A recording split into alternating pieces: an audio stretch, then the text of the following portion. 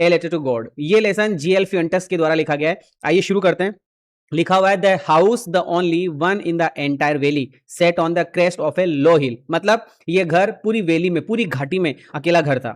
यह एक लो हिल यानी एक छोटी पहाड़ी की क्रेस्ट पर, क्रेस्ट का मतलब होता है चोटी, छोटी पहाड़ी की चोटी पर स्थित था यह घर। यहाँ जो हमारे राइटर है, जो हमारे जीएल फ्यूएंटेस है, वो शुरुआत में ही लेंचो के घर का लोकेशन हमें बता रहे हैं। इस कहानी में लेंचो नाम का एक किसान, गरीब किसान है, उसकी बात हम करेंगे। तो यहाँ जो राइटर है वो शुरू में ही लेंचो के घर का लोकेशन हमें बता रहे हैं, लेंचो के घर की स्थिति, जगह हमें बताई जा रही है। घर ऊंचाई पर होने के कारण वहां से आसपास का पूरा क्षेत्र साफ साफ दिखाई देता है। मतलब कहानी में जो लेखक का घर है वो घर थोड़ी ऊंची पहाड़ी पर है, ऊंचाई पर है, मतलब तो हमें वहां के आसपास का वातावरण दिखाई देता है।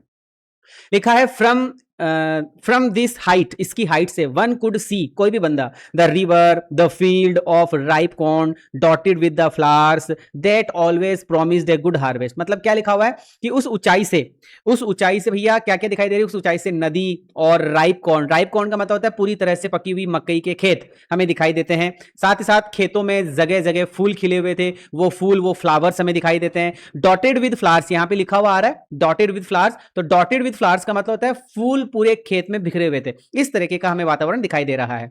ये फूल इस बात का संकेत दे रहे थे कि इस बार जो हार्वेस्ट है, जो फसल है, वो बहुत अच्छी मिलने वाली थी। हमें बताया जा रहा है कि the only thing the earth needed was a downpour और एट लीस्ट अ शावर। मतलब फसल लगभग तैयार थी, धरती को केवल एक डाउनपोर, डाउनपोर मतलब अर्थात तेज बारिश या कम से कम एक शावर यानी हल्की वर्षा की आवश्यकता थी। यदि बारिश हो जाती तो फसल पूरी तरह से सफल हो जाती। हमें कुछ इस तरीके की बातें बताई जा रही है। Throughout the morning, Lencho, who knew his fields intimately, had done nothing else but see the sky towards the northeast. क्या बताया जा रहा है कि पूरी सुबह लेंचो केवल नॉर्थ ईस्ट मतलब उत्तर पूर्व दिशा की आकाश को देखता रहता था, उसकी तरफ ही देख रहा था एक सुबह वो उठकर। राइटर कहता है कि लेंचो अपने खेतों में इंटीमेटली, ये जो वर्ड है ना इंटीमेटली, अर्थात बहुत अच्छी तरह, बहुत अच्छी तरीके से, इंटीमेटली वो जानता था। इंटीमेटली वो जानता था, क्या जानता था? उसे खेती का बहुत अनुभव था, इसलिए वह मौसम का अनुमान आसानी से लगा सकता था। कहने का मतलब है कि एक बार एक सुबह हमारा लेंचो नॉर्थ ईस्ट की तरफ देखता है, आकाश को तरफ देख रहा था, और वो कहता है कि इस धरती को, इस फसल को जो जरूरत है वो सिर्फ और सिर्फ एक बारिश की जरूरत है। अब आगे हमें बताया जा रहा है now we are really going to get some water woman. अब इसका मतलब कोई वुमन है, वो बोल रही है। वुमन कौन है? आइए सर समझते हैं। लेंचो अपनी पत्नी से कहता है, लेंचो अपनी पत्नी से क्या कहता है? अब हमें सचमुच बारिश मिलने वाली है। लेंचो अपनी पत्नी से कह देता है कि भैया, भैया क्या पत्नी, बारिश होने वाली है। यह वाक्य दिखाता है कि उसे पूरा विश्वास था कि रियल में बारिश होने वाली है। The woman who was preparing supper, वह वुमन जो सपर तैयार कर रही थी, जो शाम का भोजन तैयार कर रही थी, वो रिप्लाई करती है यस गॉड विलिंग, हाँ ऐसा ही होगा, अगर भगवान चाहेंगे तो बारिश जरूर से होगी। यह वाक्य पत्नी की भगवान के प्रति आस्था को दर्शाता है। मतलब जो औरत है, उस औरत का भगवान में बहुत विश्वास है।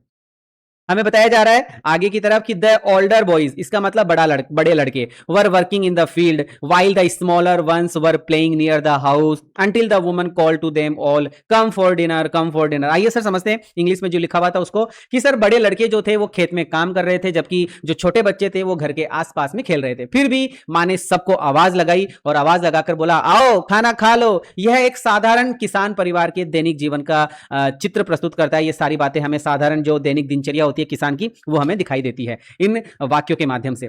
It was during the meal that just as Lencho had predicted, big drops of rain began to fall. जब परिवार खाना खा रहा था तभी लेंचो की प्रेडिक्टेड मतलब भविष्यवाणी के अनुसार बड़ी बड़ी बारिश की बूंदें गिरने लगी। ये जो लिखा हुआ ना बिग ड्रॉप्स, ये बिग ड्रॉप्स का मतलब होता है बड़ी बड़ी बारिश की बूंदें, मतलब बारिश आने लगी। इससे पता चलता है कि उसका अनुमान बिल्कुल सही था, मतलब जो भी उसने बोला वो एकदम करेक्ट था, वो एकदम सही था। इन द नॉर्थ ईस्ट में ह्यूज माउंटेन्स, बड़े बड़े जो माउंटेन्स थे बादलों के, कुड बी सीन अप्रोचिंग, मतलब उत्तर पूर्व दिशा में बादलों के विशाल समूह दिखाई दे रहे थे। यहां अप्रोचिंग जो लिखा हुआ वर्ड है, इस अप्रोचिंग का मतलब होता है पास में आते हुए दिखाई दे रहे थे। बादलों को ह्यूज माउंटेन ऑफ क्लाउड्स कहा गया है। बादलों को क्या कहा गया है? ह्यूज माउंटेन्स, बड़े बड़े पहाड़, क्योंकि वे पहाड़ों की तरह विशाल दिखाई दे रहे थे। The air was fresh and sweet, हमें बताया जा रहा है मौसम के बारे में कि जो बारिश है, बारिश के कारण वातावरण बहुत ताजा और सुखद हो गया था। हवा में ठंडक और प्राकृतिक खुशबू महसूस हो रही थी, है ना। The man went out for no other reason than to have the pleasure of feeling the rain on his body. अब इन लाइनों का अर्थ हमें क्या है मिलता है। आइए सर समझते हैं। लेंचो बाहर केवल इसलिए गया ताकि वह अपने शरीर पर गिरती हुई बारिश का आनंद ले सके। जब बारिश की बूंदें उसकी बॉडी पर टपक टपक गिरेगी तो उसको महसूस होगा, वाह बारिश आ रही है, बारिश आ रही है भैया। ये चीज ये दर्शाती है कि बारिश को देखकर हमारा लेंचो कितना खुश हुआ, क्योंकि जो उसने फसल बोई थी उस फसल को बारिश की जरूरत थी। एंड वेन ही रिटर्न, लो सुन लो भैया, एंड When he returned, जब वो लौट कर आया तो ही exclaimed, उसने exclaim करके कहा, उसने आश्चर्यचकित होकर उत्साह के साथ में उसने कहा कि these aren't rain drops falling from the sky, they are new coins, new coins, new coins। अच्छा क्या कहा, आइए सर समझते हैं। जब वह वापस आया तो वह उत्साह से बोला, ये आकाश से गिरने वाली साधारण बारिश की बूंदे नहीं है, बल्कि ये तो नए नए सिक्के हैं। यहां ये जो exclaimed है, इस exclaimed का अर्थ होता है खुशी से कहना। उसने exclaimed होकर कहा, मतलब उसने खुशी से कहा। लेंचो के लिए बारिश धन के समान थी। लेंचो के लिए बारिश किसके समान थी, धन के समान थी, कॉइंस के समान थी, क्योंकि अच्छी बारिश का मतलब है अच्छी फसल, और अच्छी फसल आएगी तो अच्छा पैसा भी मिलेगा भैया, है ना। The big drops are 10 cent pieces and the little ones are 5। वाह यार क्या बोल गया, अच्छी बात बोल गया ये तो, कि ये जो बड़ी बड़ी बारिश की बूंदें थी उसको उसने 10 सेंट के सिक्कों जैसी बारिश कही। 10 सेंट जो है ना, बड़ी बड़ी बूंदों को उसने 10 सेंट कहा और छोटी छोटी बूंदों को उसने 5 सेंट कहा। मतलब ये सेंट मुद्रा होती है, पैसा होता है। इस प्रकार बारिश की हर बूंद को धन के रूप में वह देख रहा था। जैसे जैसे बारिश गिर रही थी वो हर एक बारिश की बूंद को धन के रूप में देख रहा था, मनी के रूप में देख रहा था, उसको बड़ा आनंद आ रहा था। फिर हमें बताया जा रहा है विद ए सेटिस्फाइड एक्सप्रेशन, अपने सेटिस्फाइड एक्सप्रेशन के साथ में ही regarded the field of ripe corn with its flowers draped in a curtain of rain. आइए सर समझते हैं क्या क्या हमें यहां पे चीजें बताई जा रही है कि सर लेंचो के चेहरे पर सेटिस्फाइड एक्सप्रेशन, सेटिस्फाइड एक्सप्रेशन का मतलब है संतोष और खुशी दिखाई दे रही थी। वह अपने खेतों को देख रहा था, हमें बताया जा रहा है कि वह अपने खेतों को देख रहा था जो बारिश की कर्टेन मतलब पर्दे जैसी परत से ढके हुए थे, है ना। यह दृश्य उसे बहुत सुखद लग रहा था क्योंकि उसे अच्छी फसल की आशा थी। But suddenly a strong wind began to blow and along with the rain very large hail stones began to fall. लेकिन अचानक मौसम बदल गया, अचानक मौसम बदल गया मतलब बारिश की बूंदों में कुछ ना कुछ परिवर्तन आएगा। तेज हवा चलने लगी, बारिश के साथ साथ बड़े बड़े हेल स्टोन्स, और बड़े बड़े हेल स्टोन्स का मतलब भैया बड़े बड़े ओले गिरने लगे। यही से कहानी में दुखद मोड़ शुरू हो जाता है। मतलब जब बारिश की बूंदें ना बरसकर ओले गिरने लगेंगे तो भैया सबके सिर फूट जाते हैं, तो फसल के सिर भी फूट गए, मतलब फसल भी बर्बाद हो गई। These truly did resemble new silver coins, वे ओले सचमुच ने सिल्वर कॉइन्स अर्थात चांदी के सिक्कों के जैसे दिखाई दे रहे थे। वो जो बारिश की बूंदे के साथ में जो ओले गिरे, मतलब ओले गिरने से मतलब है कि वो ओले सचमुच ने सिल्वर कॉइन्स चांदी के सिक्कों के जैसे वो दिखाई दे रहे थे। पहले लेंचो बारिश की बूंदों को सिक्के कह रहा था, लेकिन अब वही सिक्के उसके लिए विनाश का कारण बनने लगे। मतलब वो बारिश की बूंदे किस में बदल गई थी, ओलों में बदल गई थी। The boys exposing themselves to the rain ran out to collect the frozen pearls. अब यहां पे क्या बोला जा रहा है, लड़के बारिश में भीगते हुए बाहर, जो लड़के थे वो बारिश में भीगते हुए बाहर दौड़ पड़े और ओलों को इकट्ठा करने लगे, ओलों को इकट्ठा करने लगे। राइटर ने ओलो को फ्रोजन पल्स अर्थात जमे हुए मोती कहा। अच्छा पूछा जाएगा तुमसे फ्रोजन पल्स क्या है, फ्रोजन पल्स का मतलब होता है भैया जमे हुए मोती। अच्छा राइटर ने ओलो को कहा है, ध्यान रखना, हेल स्टोन्स को क्या कहा है कि सर हेल स्टोन्स को फ्रोजन पल्स उसने कहा है क्योंकि वे मोतियों की तरह चमक रहे थे। वो जो फ्रोजन पल्स थे वो मोतियों की तरह चमक रहे थे। It is really getting bad now exclaim the man, Lencho ने चिंतित होकर कहा अब स्थिति सचमुच खराब होती जा रही है। उसे समझ में आ गया था कि यह साधारण बारिश नहीं रही। I hope it passes quickly, वह आशा करता है कि यह ओलावृष्टि जल्दी से समाप्त हो जाए। It did not pass quickly, लेकिन भैया होता क्या है उसकी आशा पूरी नहीं हुई। तूफान जल्दी नहीं रुका। फॉर एन आवर, एक घंटे के लिए the hail rained on the house, the garden, the hill side, the cornfields, on the whole valley. मतलब लगभग एक घंटे तक ओले लगातार घर में, बगीचे में, पहाड़ी में, मक्का के खेतों में, पूरी की पूरी घाटी में गिरते रहे, बरसते रहे। इससे हर जगह भारी नुकसान हुआ, भारी नुकसान हुआ। The field was white as if it covered with salt, खेत पूरी तरह सफेद दिखाई देने लगा, ऐसा लग रहा था जैसे किसी ने पूरे खेत पर नमक बिछा दिया हो। इतने अधिक ओले गिर चुके थे कि खेत पर सफेद चादर जैसा दिखाई दे रहा था। मतलब फसल, हरी भरी फसल का सत्यानाश हो गया और पूरी जगह नमक ही नमक फैल गया, मतलब बर्फ के ओले ही ओले गिर गए। Not a leaf remain on the trees, पेड़ों पर एक पत्ता भी दिखाई नहीं दे रहा था भैया, पेड़ों पर एक पत्ता भी नहीं बचा, सभी पत्ते ओलों की मार से गिर चुके थे। The corn was totally destroyed, मक्का की पूरी फसल बर्बाद हो गई थी, नष्ट हो गई थी। The flowers were gone from the plants, पौधों के सभी फूल झड़ चुके थे, फ्लावर्स झड़ चुके थे भैया, जा चुके थे, अच्छी फसल की सारी उम्मीद समाप्त हो गई थी। लेंचो सोल, लेंचो की जो सोल थी, लेंचो का जो मतलब आत्मा थी, वो दुख से भर गई, सैडनेस से भर गई। उसकी कई महीनों की मेहनत 1 घंटे की ओलावृष्टि में बर्बाद हो गई भैया। When the storm had passed, he stood in the middle of the field and said to his sons, भैया जब तूफान समाप्त हो गया, लेंचो अपने खेत के बीच में खड़ा हुआ, अपने बेटों से कह रहा था, क्या कह रहा था? A plague of locust would have left more than this, यदि प्लेग ऑफ लॉकस्ट मतलब टिड्डियों, ये लॉकस्ट जो लिखा होता है टिड्डी होती है, टिड्डियों का भयंकर हमला भी हुआ होता तब भी उससे अधिक फसल बच जाती। भैया बर्फ ने इस तरीके से फसल का सत्यानाश करा है कि कुछ भी नहीं बचा। अगर टिड्डी का दल आकर फसल पर आक्रमण करता, प्रहार करता, तो कुछ ना कुछ तो फिर भी बच जाता, लेकिन भैया इन ओलों ने तो सत्यानाश कर दिया भैया, पूरा का पूरा चौपट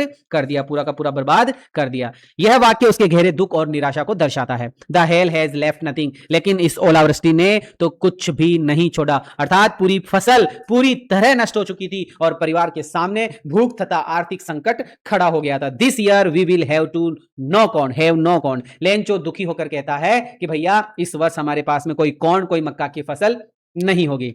ओलावृष्टि ने पूरी फसल नष्ट कर दी थी, इसलिए उसे पता था कि इस साल कोई उत्पादन नहीं होगा। The night was a sorrowful one, मतलब वह रात बहुत ही सोरोफुल, बहुत ज्यादा दुखद और निराशा से भरी हुई थी। पूरा परिवार भविष्य की चिंता में डूबा हुआ था। All our work for nothing, परिवार के सदस्य कहते हैं हमारी सारी मेहनत बेकार हो गई, बर्बाद हो गई। ठीक है, कई महीनों की मेहनत एक ही तूफान में नष्ट हो चुकी थी। There is no one who can help us, वे निराश होकर कहते हैं कि हमारी मदद करने वाला कोई नहीं है। उन्हें लग रहा था कि अब उनकी समस्या का कोई समाधान नहीं है। We will all go hungry this year, वे कहते हैं इस साल हम सभी भूख से रहेंगे, भूख से मरेंगे, भूखे रहेंगे। फसल नष्ट होने के कारण भोजन और आय दोनों का संकट पैदा हो गया था। But in the hearts of all who lived in the solitary house in the middle of the valley, there was a single hope, help from God। मतलब उस solitary house में, solitary house का मतलब उस अकेले घर में रहने वाले सभी लोगों के दिल में केवल एक ही आशा थी, एक ही होप थी,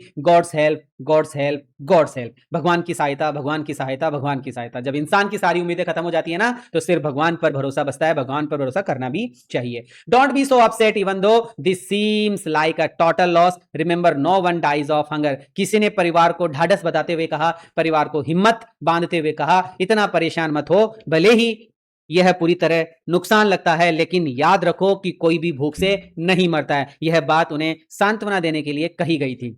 that is what they say no one dies of hunger. दूसरे व्यक्ति निराशा से कहता है, लोग तो यही कहते हैं कि कोई भूख से नहीं मरता। यह वाक्य उनके दुख और चिंता को दर्शाता है। All through the night Lencho thought only of his one hope, the gods help, the gods help, the gods help. कहने का मतलब द हेल्प ऑफ गॉड। पूरी रात लेंचो केवल एक ही बात सोचता रहा, भगवान की सहायता। उसे पूरा विश्वास था कि भगवान उसकी मदद अवश्य करेंगे। Whose eyes as he had been instructed see everything even what is deep in one's conscience। मतलब लेंचो को बचपन से सिखाया गया था, लेंचो को बचपन से इंस्ट्रक्ट किया गया था कि भगवान सब कुछ देखता है, मतलब भगवान everything, see everything, see everything, see everything. यहां ये जो कंसाइंस आया है, इस कंसाइंस का मतलब होता है अंतर आत्मा। लेंचो मानता था कि भगवान उसके मन की गहराई तक की बात जानते हैं, उसकी अंतर आत्मा की बात तक जानते हैं। Lencho was an ox of a man working like an animal in the fields, but still he knew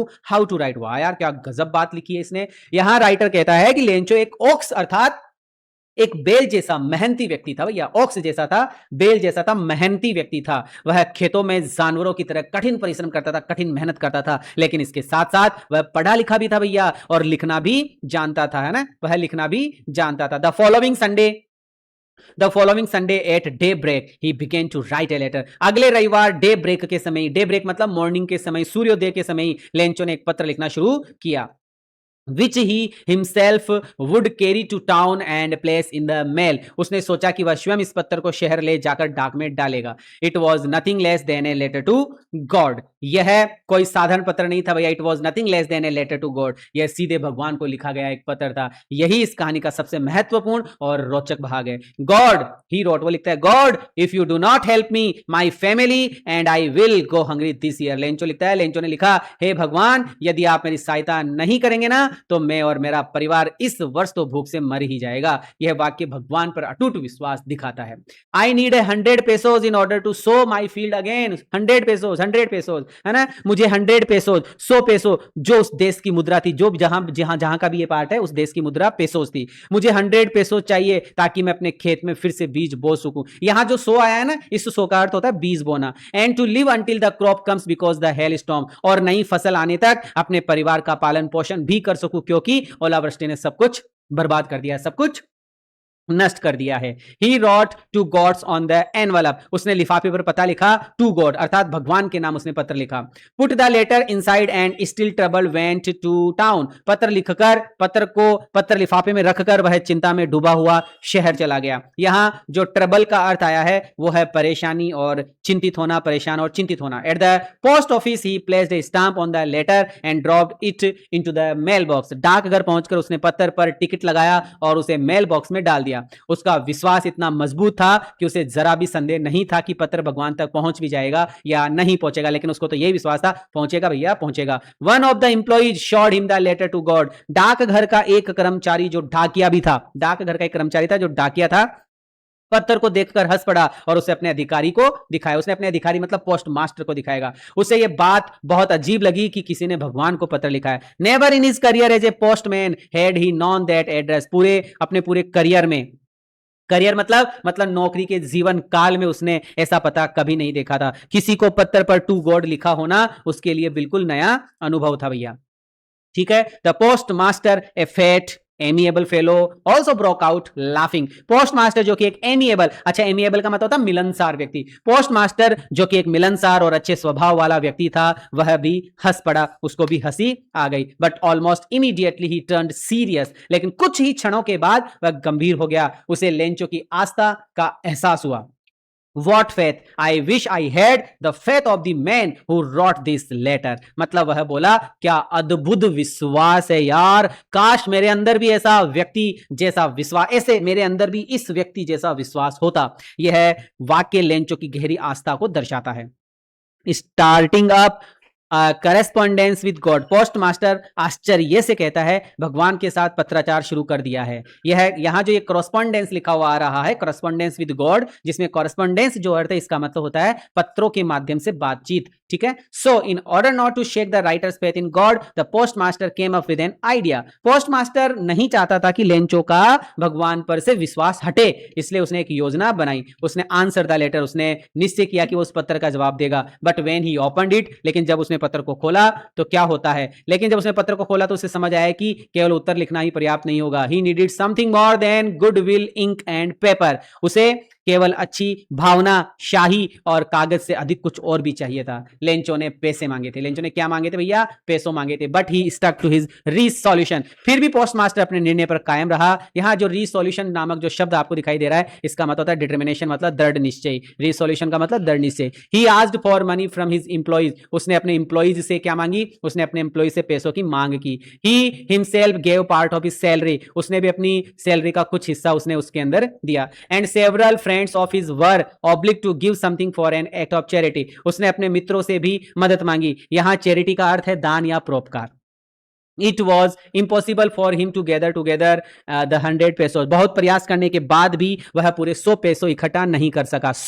he was able to send the farmer only a little more than half. इसलिए वह किसान को केवल आधे से थोड़ा अधिक पैसा भेज सका, अर्थात लगभग उसने 70 पैसों भेजे.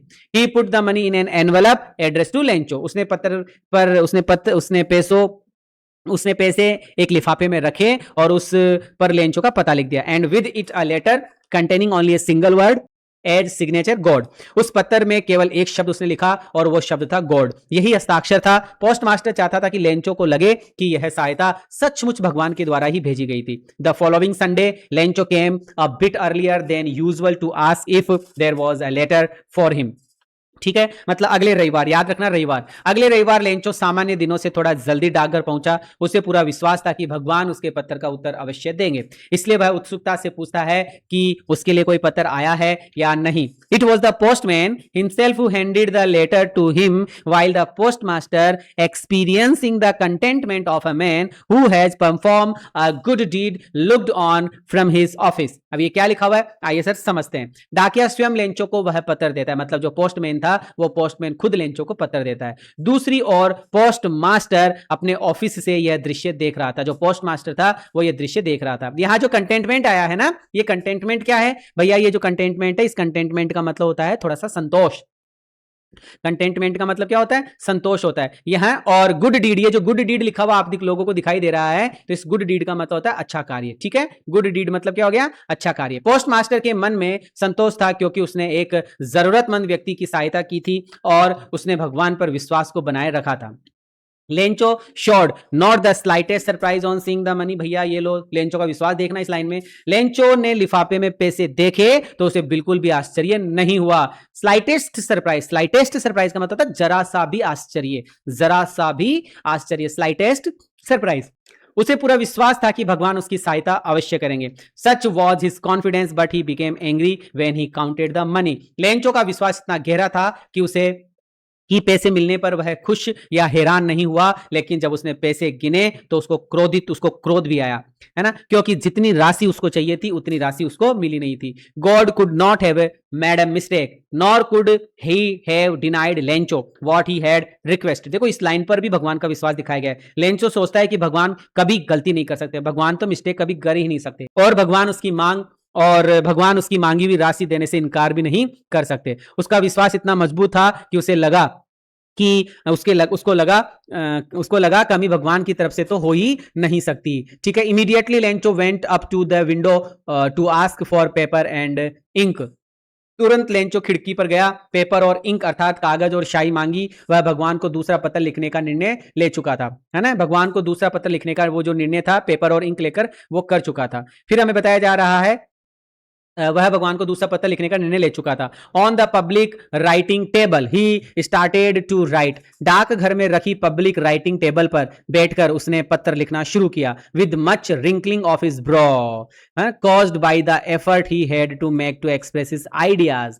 पत्र लिखते समय उसके माथे पर कई रिंकल्स अर्थात सिलवटें पड़ गई। यहां जो रिंकलिंग ऑफ इज ब्रो जो लिखा, इसका अर्थ है कि माथे पर चिंता या सोच के कारण लकीरें पड़ना। वह अपने विचारों को सही शब्दों में व्यक्त करने की कोशिश कर रहा था भैया, है ना। When he finished he went to the window। वह विंडो पर गया to buy a stamp। पत्र पूरा करने के बाद वह खिड़की पर गया, एक डाक टिकट खरीदा। which he licked on and then fixed to the envelope with a blow of his fist। उसने टिकट को जीभ से गीला किया, जीभ से चाटा और फिर मुट्ठी से दबाकर लिफाफे पर चिपका दिया। यहां affixed का मतलब होता है चिपकाना। The moment the letter fell into the mailbox, the postmaster went to open it। जैसे ही लेंचो ने पत्र डाक पेटी में डाला, पोस्ट मास्टर ने तुरंत उसे निकालकर पढ़ना चालू कर दिया। वह जानता था कि लेंचो ने क्या लिखा है। इट सेड, पत्र ने कहा, मतलब पत्र ने लिखा, पत्र ने बताया, गॉड, हे भगवान, of the money that I asked for only 70 pesos reached me. मैंने जितने भी पैसे मांगे थे ना आपसे, उनमें से केवल 70 पैसे ही मेरे पास में आए हैं। लेंचो को पूरा विश्वास था कि भगवान पैसे मतलब जो पैसे है ना भगवान ने भेजे हैं। Send me the rest since I need it very much. कृपया बाकी के पैसे भी भेज दीजिए क्योंकि मुझे उनकी सख्त जरूरत है। लेंचो को अपनी फसल दोबारा बोने, परिवार को चलाने के लिए पूरे पैसे चाहिए थे। But don't send it to me through the mail. लेकिन कृपया बाकी के पैसे डाक द्वारा मत भेजिएगा, है ना। अब कहानी का सबसे मजेदार व्यंग्यपूर्ण भाग शुरू होता है। वो क्या था, उसने क्या कहा कि because the post office employees, क्योंकि ये जो पोस्ट ऑफिस के जो इंप्लॉइज है ना, ये बंच ऑफ क्रुक्स है, बंच ऑफ क्रुक्स, क्योंकि डाक घर के कर्मचारी चारों का मतलब सॉरी, क्योंकि डाकघर के कर्मचारी चोरों का एक गिरोह है, चोरों का एक ग्रुप है, जिसको क्या बोला गया, बंच ऑफ क्रुक्स, बदमाशों का एक ग्रुप है। यहां जो क्रुक्स है, यहां क्रुक्स का मतलब होता है बेईमान लोग या चोरी चकाटी करने वाले लोग। लेंचो को लगा कि भगवान ने पूरे 100 पैसे भेजे होंगे, लेकिन डाकघर के कर्मचारियों के बीच में, है ना, लेकिन डाकघर के कर्मचारियों ने बीच में ही 30 पैसे चुरा लिए, ऐसा उसको लगा। उसे यह बिल्कुल नहीं पता था कि वास्तव में वही कर्मचारी उसकी मदद के लिए पैसा इकट्ठे कर रहे थे। उसने लास्ट में लेंचो लिखकर बता दिया। अब हमें पार्ट में एक दो बातें एक्स्ट्रा में बताई जा रही है। यह एक आयरनी है जो सबसे इंपॉर्टेंट पार्ट है। इस कहानी का सबसे बड़ी आयरनी यही है कि पोस्ट मास्टर और उसके कर्मचारियों ने लेंचो की सहायता के लिए पैसा इकट्ठा किए, लेंचो को पैसे मिल भी गए, लेकिन धन्यवाद देने के बजाय लेंचो ने उन्हें, उन्हीं कर्मचारियों को चोर समझ लिया। यही कारण है ए लेटर टू गॉड एक उत्कृष्ट, एक शानदार, एक्सीलेंस, बहुत बढ़िया, झक्कास, सुपर डुपर लेवल की आयरॉनिक स्टोरी मानी जाती है। बहुत ही शानदार कहानी ये मानी जाती है। तो इस तरीके से हमने ए लेटर टू गॉड जो कि जी.एल. फ्यूएंटेस ने लिखा है, हमने पूरा लाइन टू लाइन पढ़ा है। आप जरूर से कमेंट कीजिएगा और बताइएगा कैसा ये लेसन आपको लगा। इससे पहले हम बात कर चुके थे इसके शॉर्ट्स की, जिसके अंदर 1 मिनट के अंदर मैंने इस पूरी पार्ट की स्टोरी आप लोगों को समझा दी थी। अभी मैं आप लोगों से विदा लेना चाहूंगा। Thank you so much, bless you all, जय हिंद, बाय बाय। सब्सक्राइब जरूर से कीजिएगा चैनल को। Thank you so much.